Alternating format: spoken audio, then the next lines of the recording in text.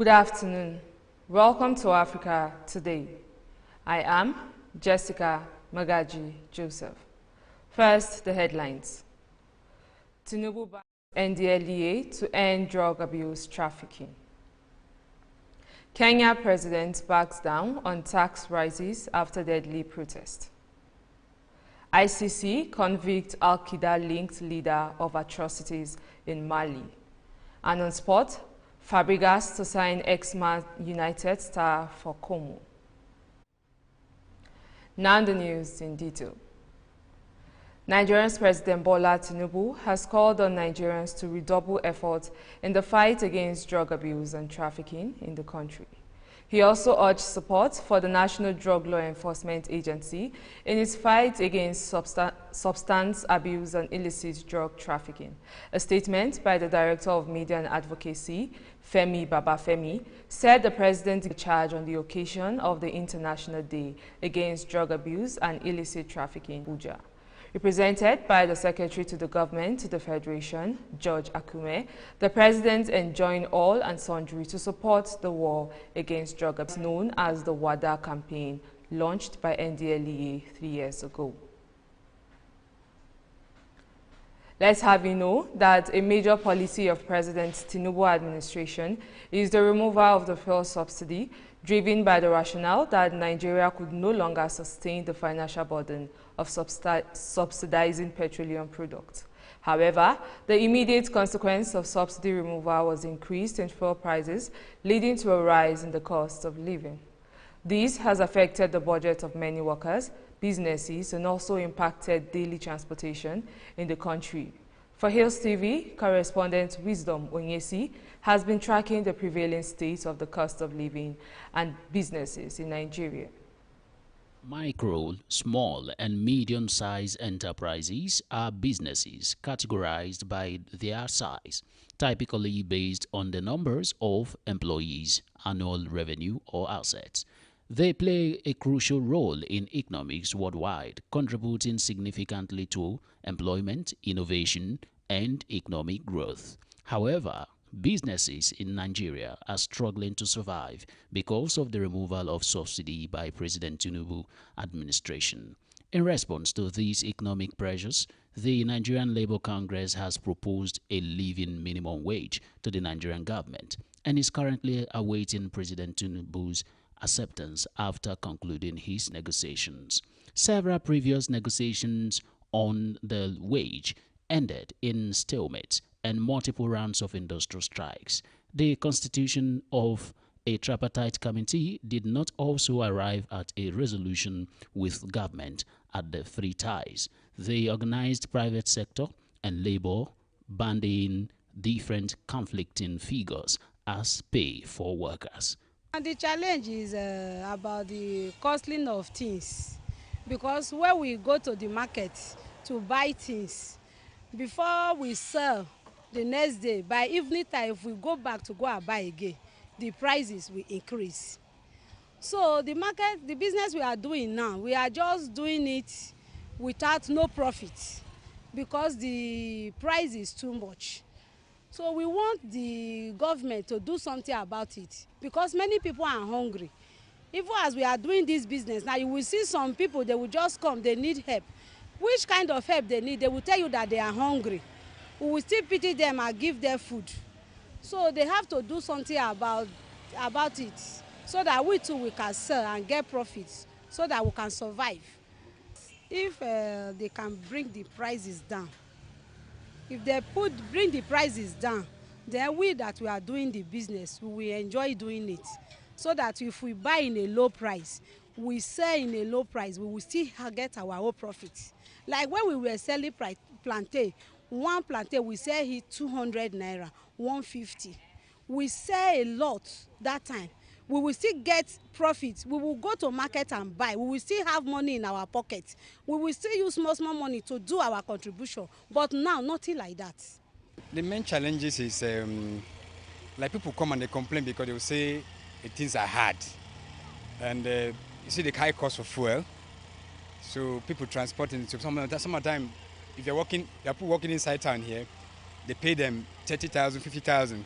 When you finish your transportation from where you're coming from to work, you see that you end in the month spending the whole money. Some people like it, but they'll say, man, my salary cannot give me, but let me keep saving. Sometimes somebody wants to save for like 1 month to buy what you want to buy. You say, after my expenses, I could not, okay, let's check next 2 months. So that's one of the challenges. The price now is more, the one then was much cheaper, and you make more money then because like this flour before, the flour I bought, the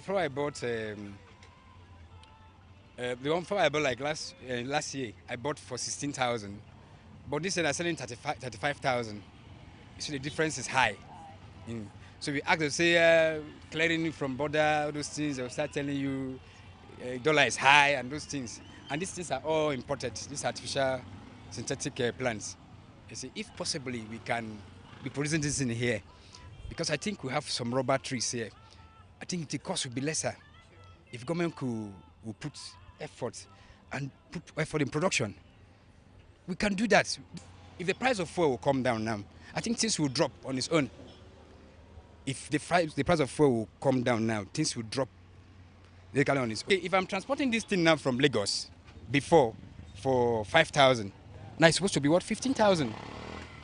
So that is why the price of things high. So for things to come down now, I think the only thing is if the cost of transportation is reduced, things will come down without no struggle. The inflation of the dollar is too terrible this time around. The dollar is supposed to be just like the naira. The naira is supposed to be like the dollar. You understand?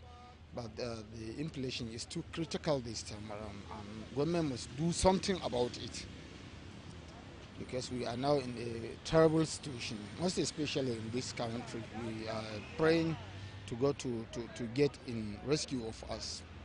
Yeah. For now, the cost of living and of doing business for most Nigerians are grappling in hardship. For Hillstv, Wisdom, Onisi in Abuja, micro, small. The high fuel prices have resulted to food inflation, rendering basic necessities increasingly unaffordable for many Nigerians.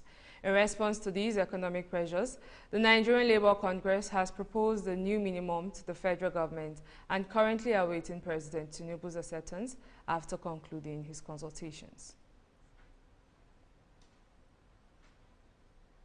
Nigeria's President Bola Tinubu will discuss the new national minimum wage with the state governors at the 142nd meeting of the National Economic Council at the Aso Rock Villa, Abuja, on Thursday.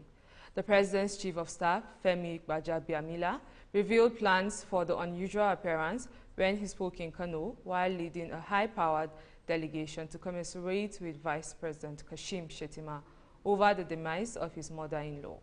Delivering the President's condolence message to Vice President Shettima, Gbajabiamila disclosed that President Tinubu would be attending the scheduled NEC meeting, describing the plan as unusual.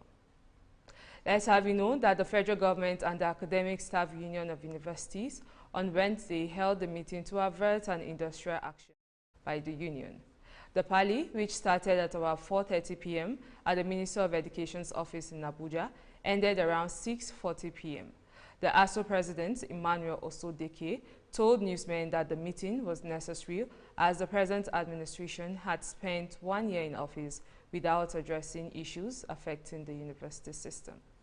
Both sides expressed optimism that with the commencement of negotiations, all outstanding issues would be amicably resolved. When we return, news from other parts of West Africa. Please stay with us.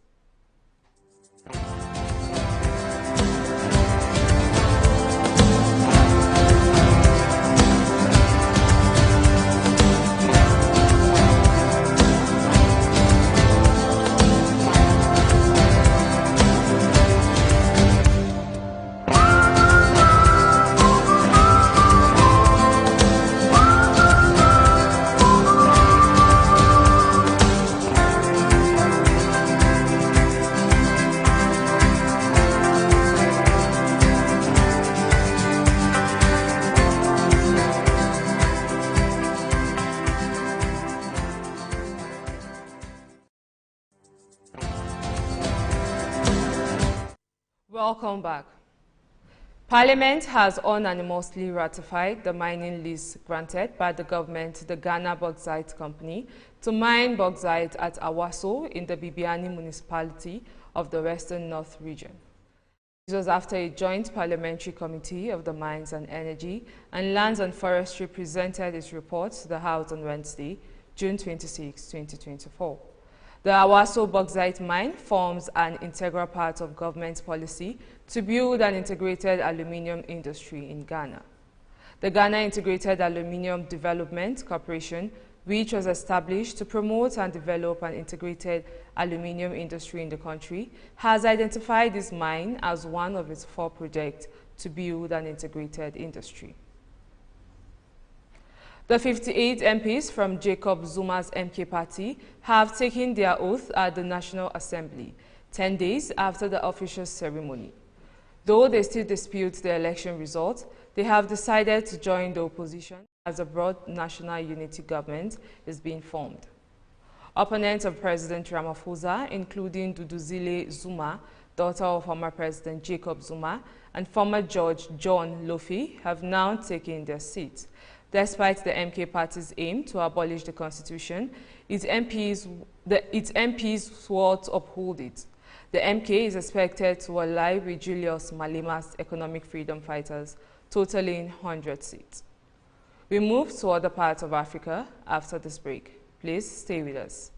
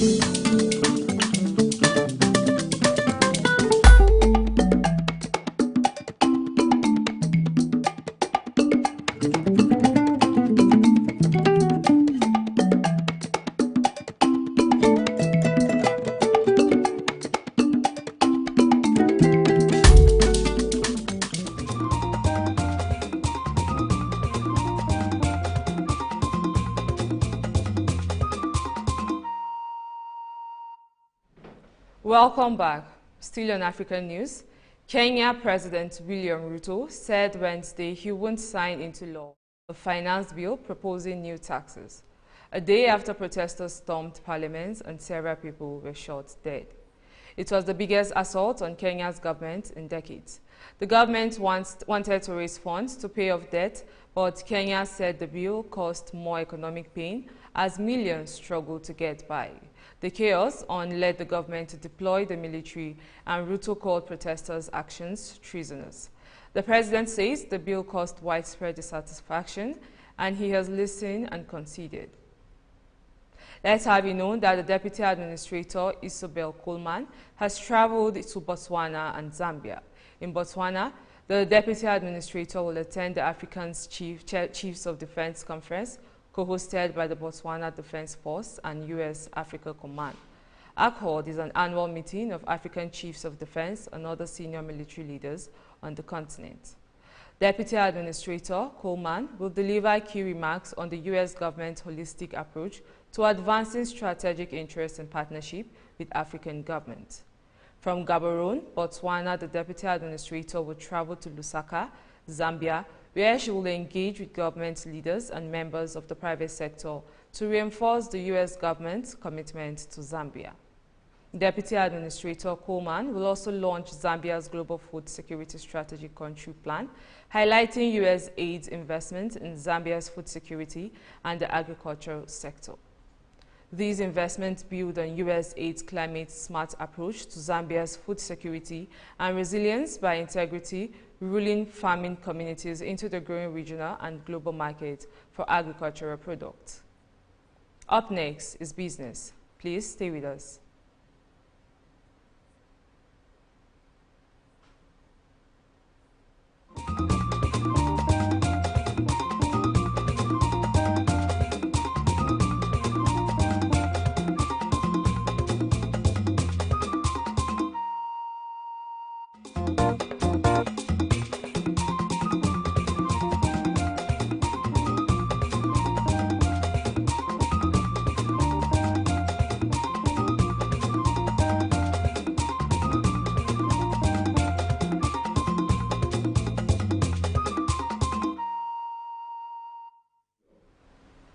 Welcome back. Now on business news. The mafia in oil is bigger and deadlier than that in drugs. This is official from the lips of Africa's single biggest stakeholder in the oil sector. This is a revelation from Aliko Dangote at an annual general meeting of the Afrexim Bank. The mafia in oil, they are stronger than mafia in drugs. I've faced them, they're very strong. Is this a global mafia? Is it both? Is it local mafia? There's a local one, there's a global one, so it's all mixed up. It's all mixed up. It's a mix, and then did they try and sabotage you in any They tried all sorts, but we'll end up winning. You know why? Because the population and the government will be on our side, because what we are doing is right. I don't believe if the West want us to progress in terms of industrialization. Industrialization is something that is the basic that we need. We need to produce what we consume. Yeah. But I don't think if there's any support coming from the West. As a matter of fact, during the COVID period, some of the international banks really were looking forward to making sure that they push us into default of our loans so that the project will just be dead. And that didn't happen with the help of banks like Afrexim Bank. Dangote, who is promoting world's largest modular refinery in Nigeria, recently disclosed that international oil companies are sabotaging efforts towards local refining of oil in Nigeria, a major producing country with over 37 trillion metric tons of proven reserves of oil and condensate. Amidst this disclosure, what company officials termed minor fire was swiftly brought under control in parts of Dangote refinery in Port Harcourt, South Nigeria. Reason for the fire is yet to be disclosed. There is no cause for alarm, an official statement by company reassured. Let's have you know that the International Monetary Fund has revealed that Nigeria and some other developing countries lack digital infrastructure for the deployment of artificial intelligence technology. This is despite the fact that Nigeria recently unveiled its AI strategy and also launched its first multilingual large language model in April. IMF disclosed this in its new AI Preparedness Index, where it tracks 174 economics based on their digital infrastructure, human capital, labor policies, innovation, integration, and regulation. According to the report, most developing economies are lagging in the areas of digital infrastructure for AI and are the least prepared for the technology.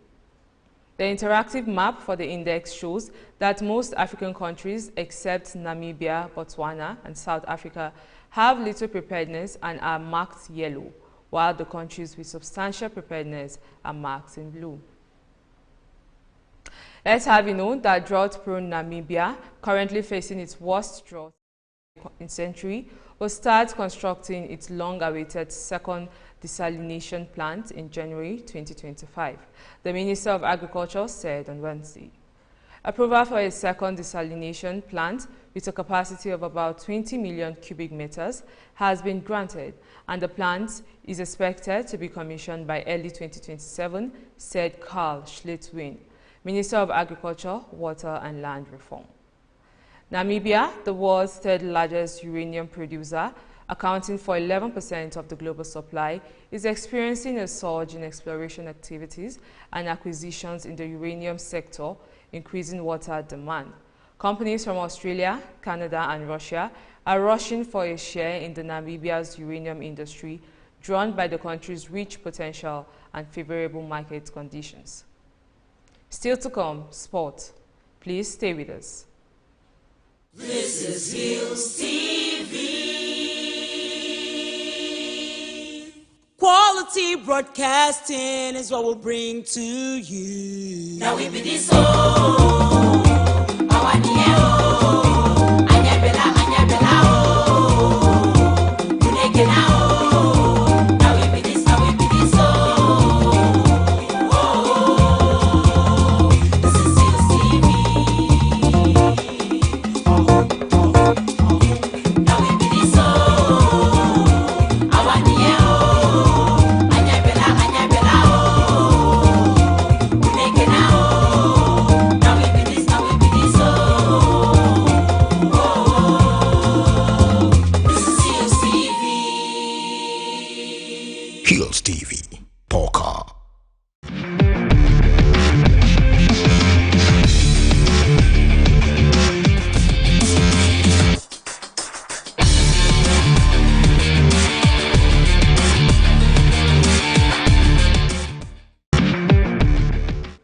Welcome back.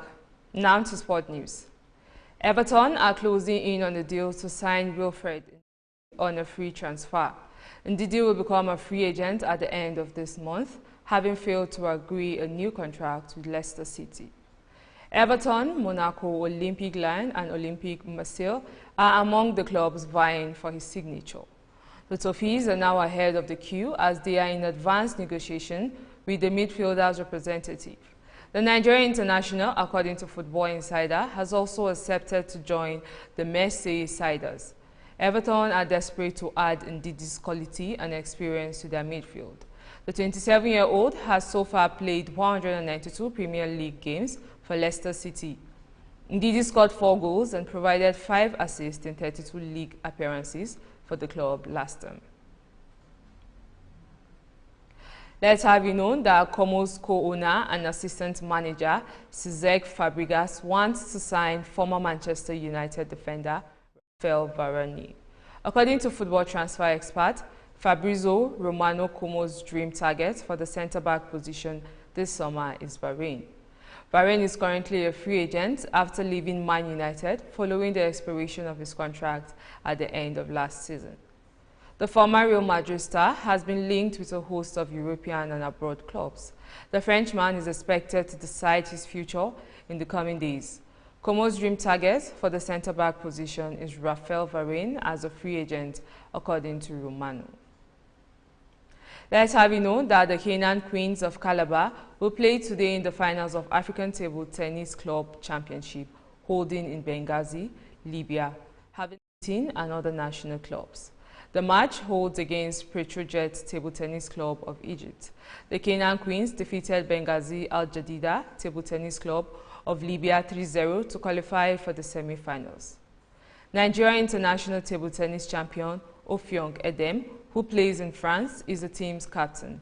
Members of the Canaan Queens include Cecilia Otu, Hope Oduaka, Vivienne Okwan, and Fatima Bello.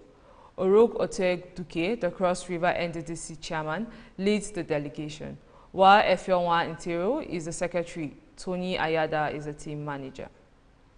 And that's the sport news on Africa Today. We move to the rest of the news after the break. Please stay with us.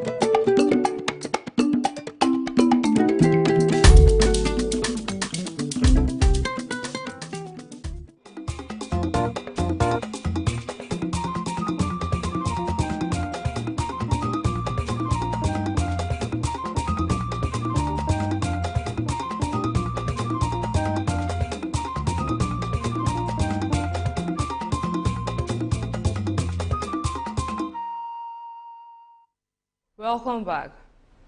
The International Criminal Court on Wednesday convicted an Al-Qaeda-linked extremist leader of war crimes and crimes against humanity in Mali, notably for abusing prisoners as the de facto chief of the Islamic police in the historic desert city of Timbuktu. There are many other charges he faced for his alleged role in a reign of terror insurgents unleashed on Timbuktu, including rape, torture, persecution, and forced marriages and sexual slavery. Al-Hassan faces up to life imprisonment when the sentence is handed down at a later date. And that's Africa Today, but before we go, here are the headlines again. We told you that Tinubu backs NDLEA to end drug abuse trafficking. Kenya president backs down on tax rises after deadly protest. ICC convict Al-Qaeda-linked leader of atrocities in Mali. And on sport, Fabregas to sign ex-Man United star for Como. Remember to visit us on Facebook at Hillstv Abuja. Instagram at Hillstv Abuja and subscribe to our YouTube channel at Hillstv. I am Jessica Magaji Joseph. Thanks for watching.